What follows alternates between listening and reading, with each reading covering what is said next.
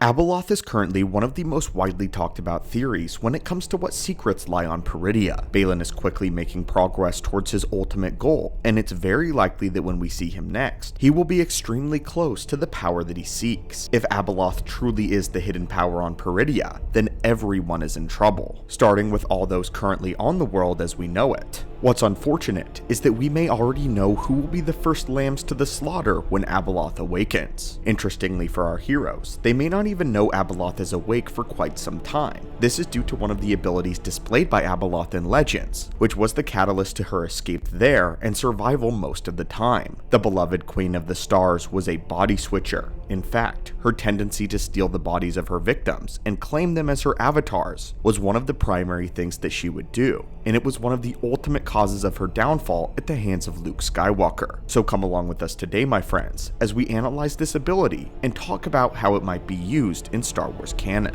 One might say that of all the wild things that Abeloth did on the regular, this one would be her staple ability. But before we get into all of that, I do believe that we know exactly what this light is. I believe it is the Monastery of Peridea. In Star Wars The Clone Wars, we saw a pyramid structure very similar to this, which was the Monastery of Mortis, a place where the Force converged on this planet, and where the Father himself resided. The monastery held a giant light on the top of it, just like we see on Peridea, and is where the Father presided over the lands as well as his children. The light that we see at the end of Ahsoka Season 1 appears to match this quite similarly. However, the one on Peridea appears to be much older. But back to Abeloth's ability of possession. Abeloth was known for rapidly switching bodies and possessing the forms of her victims. Abeloth used this as a sort of camouflage so that she could move more freely amongst the galaxy and not be suspected. Abeloth would even do this to gain prominence on Coruscant by possessing the body of a Senate representative by the name of Rokari Kem, and being elected as Chief of State in the entire Galactic Alliance. The Galactic Alliance was what resulted from the New Republic following the Yuzhong Vong War. It had much more reach than it did before, and with Abeloth's new position of power, she caused a great deal of problems for Luke and the rest of the Jedi. Besides Kem though, Abeloth would also go on to possess a couple of people close to Luke Skywalker himself, namely his former lover, Callista Ming, who happened to be one of the first people taken by Abeloth. Another was Dion Stad, a family friend of the Skywalkers and a former Jedi candidate. Using her possession of avatars, Abeloth would bring the lost tribe of the Sith as well as the entirety of the Galactic Senate under her wide control. Part of what made Abeloth so dangerous was not her raw power in the Force, although it was substantial, but she was also crafty and intelligent. Not everything she did was through brute force or show of power. Many times,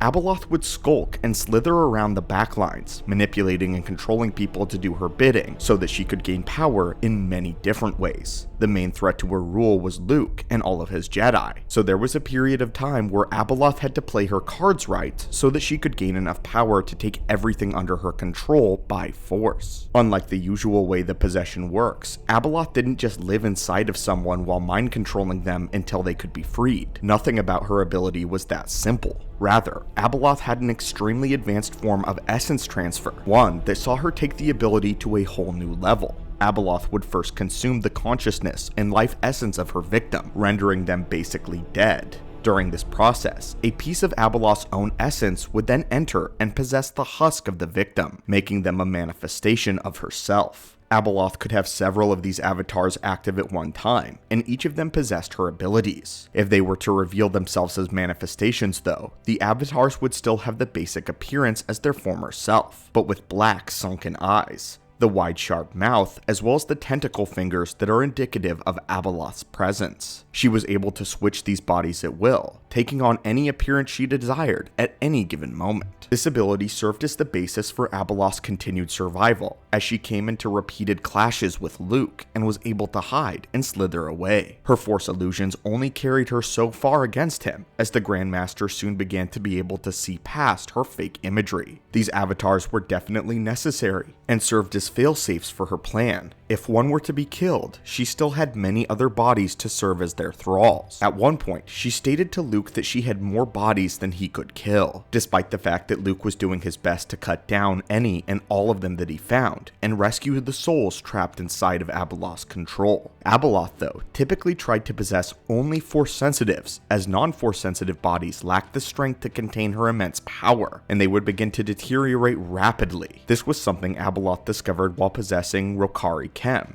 and that brings us to our next point: the weaknesses, and how Luke actually exploited Abeloth's use of this power, as Abeloth was able to spread out, and Luke couldn't just simply kill her all at once. Not to mention, they all had the powers of the original, and the original could switch bodies with any of them at any given time, yet the drawbacks were quite severe. If only one of these avatars were to die, then it would weaken the overall power of Abeloth significantly. While it was incredibly difficult to defeat these avatars, many of them did die at Luke's hands, and Abeloth's over-reliance on these avatars would ultimately prove to be her undoing. By the time Luke had his final showdown with Abeloth, all of her other avatar bodies had been destroyed, and she was left with only herself. Luke managed to overcome and defeat her through a great amount of effort, and even then he knew that Abeloth would never truly die. But the fact that she was defeated by a mortal in the first place goes to show just how many of her avatars actually taxed her power. This is because Abeloth basically consumes the souls of whoever she is possessing, so when the avatar is killed, the soul is freed from within. At one point, Luke used a force ability that he called memotherapy in order to rip Castilla Ming's soul from Abeloth's control, and allow her soul to then go to rest. This had a dramatic impact on Abeloth's overall power from that point on. But why have we decided to highlight this particular aspect of Abeloth's power? There is a prominent theory going around with the character of Shin, most notably her appearance and how much she actually looks like Abeloth. The ghostly white hair, the dark eyes, and pale skin. Shin's appearance may possibly be foreshadowing her ultimate fate. We did also believe that Shin would come to the light side, but if she doesn't, then this is the runner-up theory on her end. We had talked about before on Baylan possibly attempting to sacrifice Shin to whatever power lies on Peridia, and it might fall into his character to try to give her up to Abeloth once he reaches a certain level of insanity from her psychosis. If anything, I would anticipate that Baylan is the first to get consumed and possessed. Then after him, Shin. The fallen Jedi would become the first avatars of Abeloth, and the two would go out to find their way back to the known galaxy, attempting to spread the madness of Abeloth to the known universe. If Abeloth and her avatars were to make it into the Empire and the New Republic, it would be absolute chaos. The New Republic is already up in throes right now and completely disorganized. The tumultuous state of things would be a perfect breeding ground for Abeloth to take possession of someone and gain a huge following within the Senate, possibly taking over even Mon Mothma's position as Chancellor. Speaking with hope, this would actually start to have things make sense as to why Leia is ousted from the political sphere of the New Republic, as well as why Luke's Jedi Order are far more separated from it. This may also lead into the turning of Ben Solo to the dark side, and perhaps even cause the resurrection of Palpatine. Everything mentioned there is obviously wild out there theories, but again, I thought it warranted mentioning. So as far-fetched as it may sound, it could actually be possible if they want to establish Abeloth as the overarching threat of the future.